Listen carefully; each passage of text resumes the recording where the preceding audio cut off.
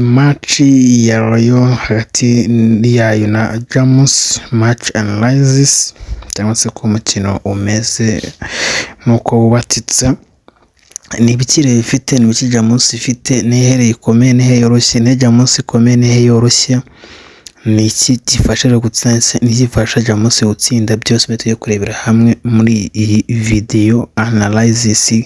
Hanyuma kandi turifashisha imikino yagiye iba ibintu bitunganye ndetse na prediction ukuntu bigiye bimeze. Hanyuma Rayon Sport rero ikomeye, ifite Rayon Sport ifite attack yihuta cyane, fast transition, kandi abakinnyi bayo bafite confidence, nyuma y'intsinzi ziheruka tuyikiva ku ntsinzi ziheruka, bafite morale bakuye kuri Al Hilal baje bazi ko ari ikipe ikomeye itoroshye, bagira amahirwe akomeye ntibanapfusha ubusatsi n'igitego cyiza cyane ku ruhande rw'ibumoso.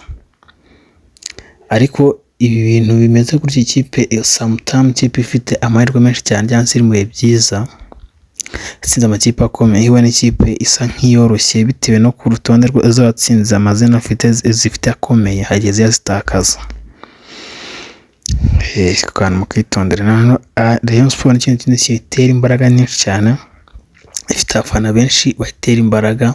Sport amaze ko ari ikipe ifite abafana benshi mu Rwanda, bimaze no kugaragara ntawe tubijyaho impaka. Icyo ni icyambere, icyo ni ikiterana cy'imbaraga. Rayon Sport iyo bacanye amatoroshi bashaka igitego, Rayon Sport ibimeze nabi cyane, abakinnyi bamera nk'intare yakomeretse, pfa kuba ati cana amatara. Jamus nayo hari ahantu igiye ifite imbaraga.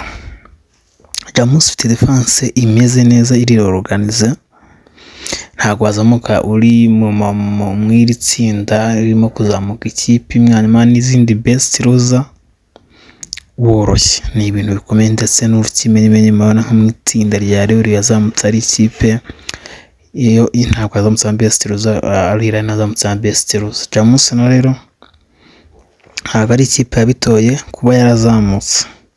Hanyuma rero aho umukino uri buze, hanyuma Jamus ushobora gukina yafunze nyuma igateza amakosa ya Rayon Sport, ariko Rayon Sport nayo yifunze, ifite abakinnyi benshi beza cyane bazi gutera imipira y'imiterekano ndetse n'ama counter attack ari hejuru cyane. Hanyuma rero Jamus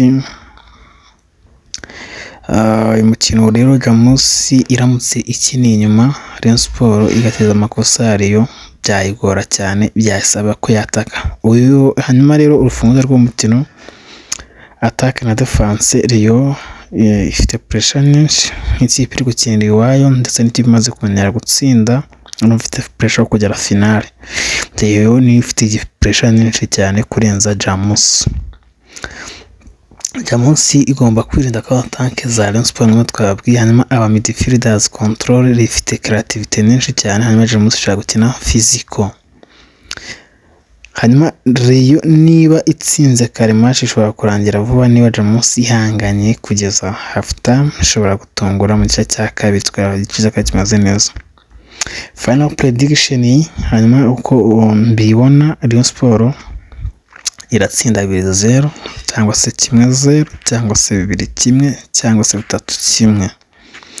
Yani analysis yanjye. Hanyuma aba bettinga 1.5, 0.5 ndetse na 2.5 bigoranye, ariko niba Rayon yitonde Jamus ishobora kwitungura kabisa. Rero ifite imbaraga, ariko Jamus ifite umutima wo guhangana neza cyane. Urabona ari yiri butsinde ibitego bingahe. Tuze guhura kuri Talk Sport ubuzima mu kanya gato cyane, tubabwira indi analysis n'indi byose bivugwa. Mukore like, share, ciao, hasta la vista, ndikugirira byiza.